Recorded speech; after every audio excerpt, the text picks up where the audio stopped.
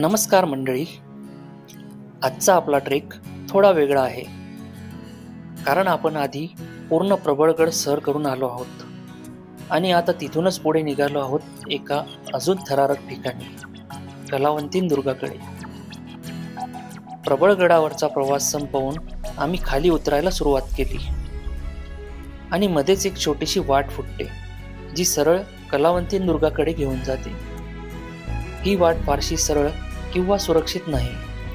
प्रबळगडाच्या डोंगराच्या कडेकडेने अगदी कड्याच्या बाजूने आम्ही पुढे चालायला सुरुवात केली. एका बाजूला खोल दरी आणि दुसऱ्या बाजूला उभा कातळ. हा रस्ता तसा थोडा रिस्कीच आहे, कारण इथे जे मोठमोठे दगड पडलेले दिसतात ते या डोंगराच्या दरडीमुळे खाली कोसळले आहेत. चालताना प्रत्येक पाऊल सांभाळून टाकावं लागतं. काही ठिकाणी माती सैल आहे, तर काही ठिकाणी कडक खसरडे आहेत. इथे जरा जरी तोल गेला तर थेट खाली. पण ट्रेकिंगमध्ये असाच तर खरा थरार असतो, भीती आणि उत्साह दोन्ही एकत्र.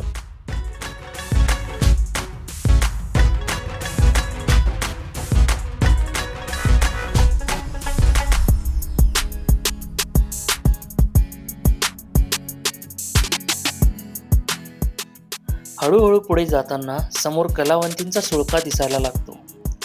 उंच, टोकदार आणि अभिमानाने उभा.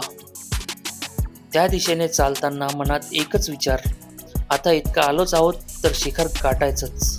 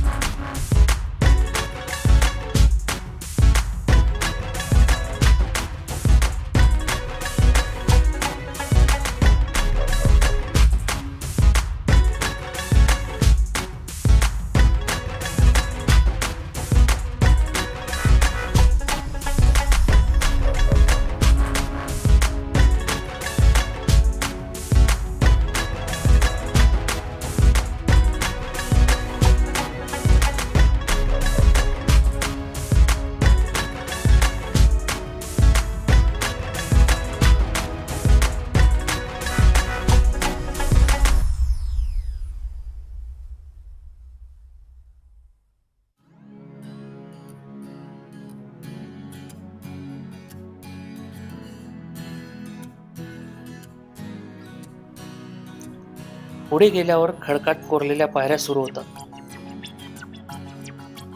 कलावंतींची वाट अरुंद, खडकाळ आणि सतत चढणारी आहे. कलावंतींची खरी ओळख म्हणजे या कातळात कोरलेल्या पायऱ्या. या पायऱ्या इतक्या अरुंद आहेत की एका वेळी एकच व्यक्ती जाऊ शकतो.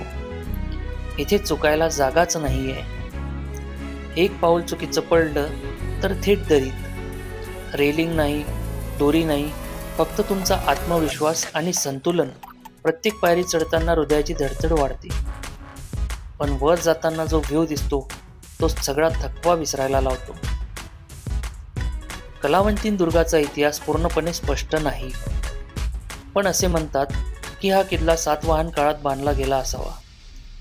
कलावंतीन हे नाव राणी कलावंतीन हिच्यावरून पडल्याचे सांगितले जाते. जरी इथे मोठी बांधकामे नसली तरी हा किल्ला टेहळणीसाठी वापरला जात असावा.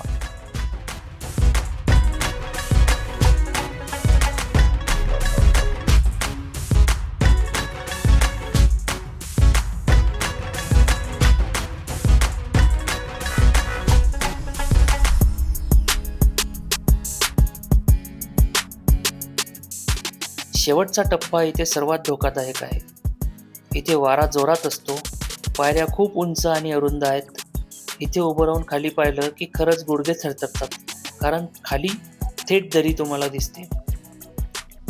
वर पोहोचल्यानंतर चारही बाजूंनी अप्रतिम दृश्य दिसतं. समोर प्रबळगड, दूर माथेरानचे डोंगर आणि खाली पसरलेली हिरवीगार दरी.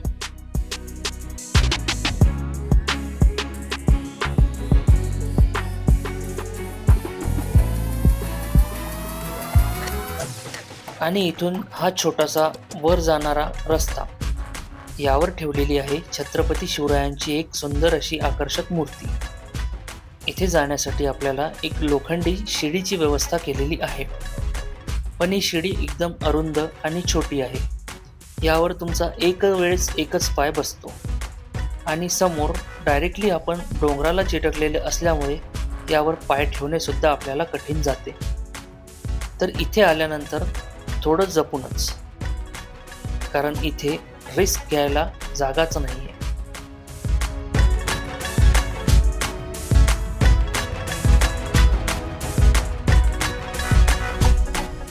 हा क्षण, हा वारा, ही उंची, सगळा थकवा गायब. खरंच कलावंतीन दुर्ग हा फक्त ट्रेक नाही, तर स्वतःला आव्हान देण्याचा एक अनुभव आहे.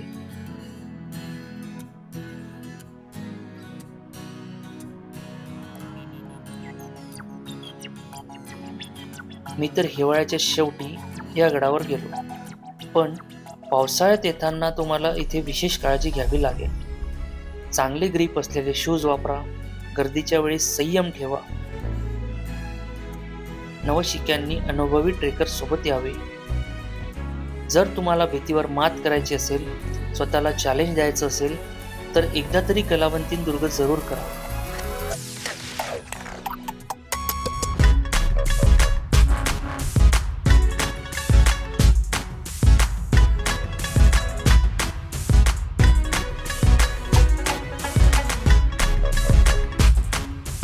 मित्रांनो, अशा प्रकारे आपण आज प्रबळगड आणि कलावंती दुर्ग हे दोन्ही सर केलेले आहेत. व्हिडिओ आवडला असेल तर लाईक करा, शेअर करा आणि चॅनलला नक्की सबस्क्राईब करा. पुन्हा भेटूया पुढच्या साहसी प्रवासात.